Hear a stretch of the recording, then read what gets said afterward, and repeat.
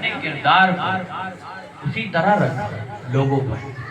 جو لوگ دان دان کرتے تھے، گالیاں بکتے تھے، ان کے لیے بھی حضور رحمت بن کر آئے تھے. وہ بات الگ ہے کہ کچھ لوگ جن کے دلوں پہ اللہ نے مہر لگا دی وہ حضور پر ایمان نہیں لاتے.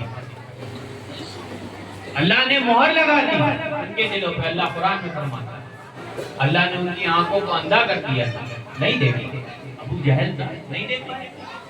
سامنے حضور تھے، نہیں دیکھ پایا، نہیں کلمہ پڑھ پایا. کیوں؟ کیونکہ اللہ نے مہر لگا دی. لیکن کبھی کوئی ایسا واقعہ آپ نے اٹھا کے بتا سکتے کہ حضور نے کسی کو پلٹ کر ایسا الفاظ کہا ہو کہ اس کے دل میں تکلیف ہوئی؟ کیونکہ پروردگار عالم نے ہمارے آقا کو رحمت للعالمین بنا کر بھیجا تھا. وہ رحمت للعالمین ایسے تھے کہ صحابہ اکرام کو جب بھوک ستایا کرتی تھی تو حضور کا چہرہ مبارک دیکھ لیا کرتے تھے. چہرہ روح بطحا کی زیارت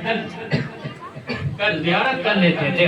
ان کی بھوک مٹ جاتی تھی. ان کو کوئی پریشانی لاحق آتی تھی، حضور کی بارگاہ میں پہنچ جاتے تھے. حضور کے چند کلمات سماعت فرما لیتے تھے. ان کے قلوب کو تسکین ملتی تھی، ان کے دلوں میں ٹھنڈک ملتی تھی. کوئی بھی پریشانی آتی تھی حضور کی بارگاہ میں فوراً پہنچ جاتے تھے. مدینہ منورہ میں حضور مسجد نبی میں تشریف فرما ہے. ایک واقعہ اور سن لیجئے، حضور کی رحمت کا واقعہ سنیے.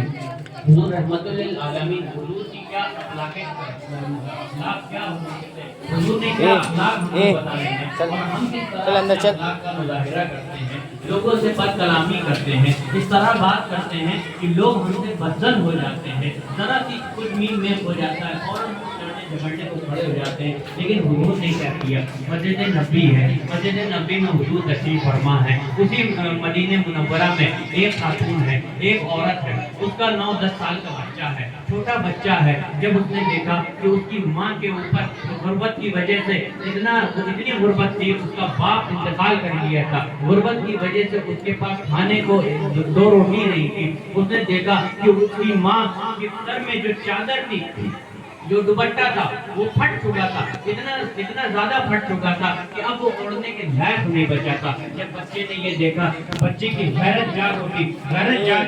جاگ اٹھنے کے بعد اس نے اپنی ماں سے عرض کی، اے ماں، اگر تو حکم دے، اگر تو اجازت دے تو میں اپنے چچا کے پاس جاؤں، اس سے چند پیسے لے کر آؤں جس سے میں تیری ایک چادر لا سکوں تاکہ تو اپنا سر ڈھک سکے. تو سر نہیں ڈھک پا رہی ہے، مجھے اچھا نہیں لگ رہا.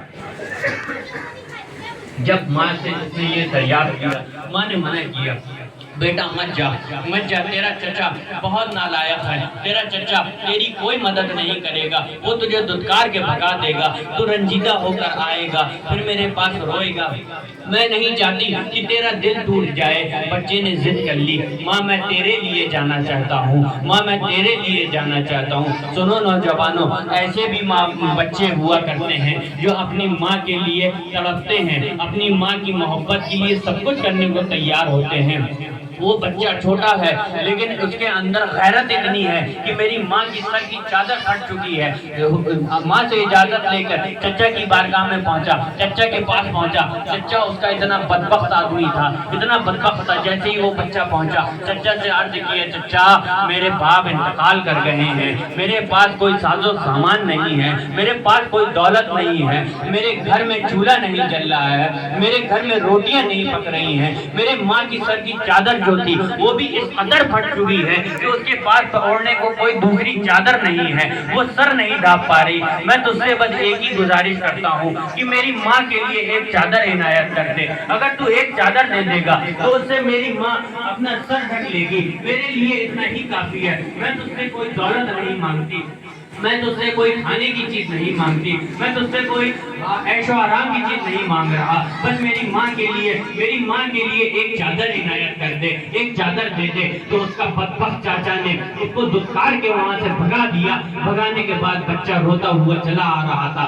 راستے میں چلا آ رہا تھا تو کسی صحابی سے اس کی ملاقات ہو گئی. صحابی نے فوراً روک کے کہا، اللہ کے رسول کہ صحابی نے روک کے کہا کہ اے بچے کیوں روتا ہوا جاتا ہے؟ تجھے کس چیز نے رلایا ہے؟ تجھے کس چیز نے پریشان کیا ہے؟ تجھے کس نے ستایا ہے؟ تجھے کس نے ڈانٹا ہے؟ تجھے کس نے دھتکارا ہے؟ جیسی بچے نے سنا سننے کے بعد کہتا ہے کہ میں اپنے چچا کے پاس گیا تھا، اس کے پاس گیا تھا تاکہ میں اپنی ماں کی چادر لے سکوں۔ میری ماں کے پاس کوئی چادر نہیں ہے جس کی وجہ سے وہ سر اپنا ڈھک سکے، وہ ننگے سر ہو گئی ہے۔ میرا باپ انتقال کر گیا ہے، میرے پاس کوئی دولت بھی نہیں ہے، ہمارے گھر میں کوئی کمانے والا نہیں ہے۔ میں چچا کے پاس اس لیے گیا تھا کہ شاید چچا ہماری رحم دلی دیکھ کر، ہماری تنگ دلی دیکھ کر، ہمارے گھر کے حالات کو دیکھ کر ہم کو کوئی چادر عنایت کر دے۔ میں نے اپنے چچا سے اور کچھ نہیں مانگا، میں نے اپنے چچا سے دولت نہیں مانگی، میں نے اپنے چچا سے کھانے کی چیزیں نہیں مانگی،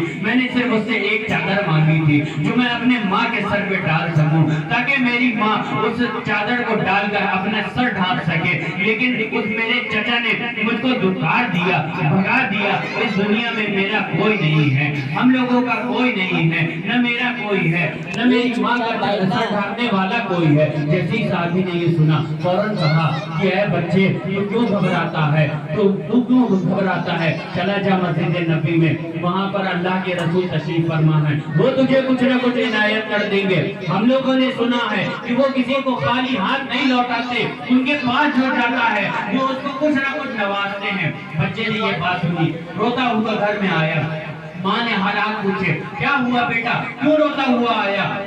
ماں کو اس نے پورے حالات بتائے۔ چچا نے اس طرح دھتکار کے بھگا دیا۔ ماں نے کہا بیٹا میں نے منع کیا تھا تجھ سے، تو مت جا، لیکن تو میری محبت میں چلا گیا۔ تو بچے نے فوراً کہا اے ماں، لیکن راستے میں جب میں واپس آ رہا تھا پورا ماجرا سنایا، مجھے راستے میں ایک شخص ملا، اس نے مجھے ایک آدمی کا پتہ بتایا ہے، وہ مسجد نبوی میں تشریف فرما رہتے ہیں، ان کے پاس چلا جا، ان سے کچھ نہ کچھ تجھے مل جائے گا۔ ماں نے جیسے ہی سنا، سننے کے بعد کہا بیٹا اس کے پاس مت جانا، میں نے سنا ہے جو اس کے پاس جاتا ہے وہ اپنا دین کھو بیٹھتا ہے، وہ اسی کا ہو جاتا ہے، وہ اسی کا کلمہ پڑھنے لگتا ہے، بیٹا اس کے پاس ہرگز نہ جانا، میں ایسے رہ لوں گی۔ لیکن بچہ تھا مچل گیا، ماں کی محبت غالب تھی اس کے اوپر۔ ماں میں تجھ سے وعدہ کرتا ہوں میں دین کھو کر نہیں آؤں گا، میں اپنے باپ دادا کے دین پر رہوں گا، اس کا دین اختیار نہیں کروں گا۔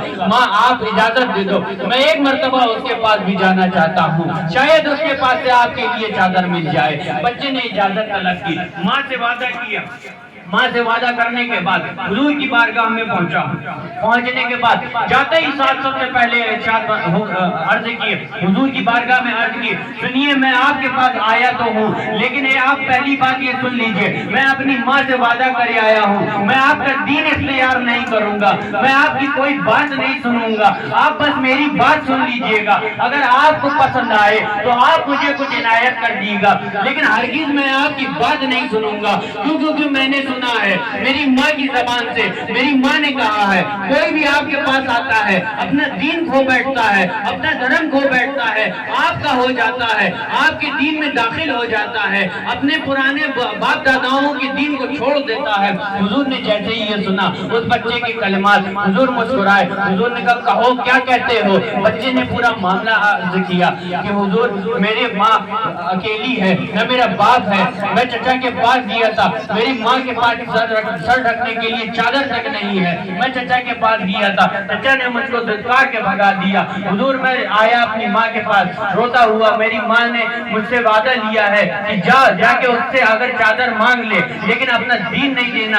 حضور نے فوراً اپنے کندھے مبارک سے اپنی چادر مبارک اتاری اور اس کو دے دی۔ دینے کے بعد بچہ حیرت میں آ گیا کہ انہوں نے تو میری بات ساری سن لی اور کچھ کہا بھی نہیں۔ ماں تو یہ کہہ رہی تھی کہ بیٹا اس کے پاس جاؤ گے تو اپنا دین کھو بیٹھو گے، اپنا دھرم کھو بیٹھو گے، اس نے تو کچھ بھی نہیں کہا۔ بچے نے فوراً چادر لی، لیتا ہوا دوڑتا ہوا بھاگتا ہوا مارے خوشی کے اپنی ماں کے پاس پہنچا، ماں کے قدموں میں ڈال دی چادر۔ ماں نے جیسے ہی چادر دیکھی پوچھنے لگی اے بیٹا یہ چادر تجھ کو کس نے دی ہے، یہ چادر تجھ کو کس نے دی ہے؟ بچہ کہنے لگا ہے ماں جس کو تو جادوگر کہہ رہی تھی، جس کے پاس جانے کے لیے تو منع کر رہی تھی کہ وہ ہمارا دین لے لے گا، ہمارا مذہب چھین لے گا، ماں میں نے جاتے ہی ساتھ اس سے کہہ دیا تھا کہ میں تیری کوئی بات نہیں سنوں گا، میں اپنی ماں سے وعدہ لے آیا ہوں، ماں میں ایسے ہی کر کے آیا ہوں، میں نے اس کی کوئی بات نہیں سنی۔ ماں نے جیسے ہی سنا، سننے کے بعد کہا بچے یہ بتا بیٹا اس نے تجھ سے کچھ نہیں کہا؟ کہ نہیں ماں نہیں کہا، میں نے تیرے حالات بتائے، اس نے مجھے اپنی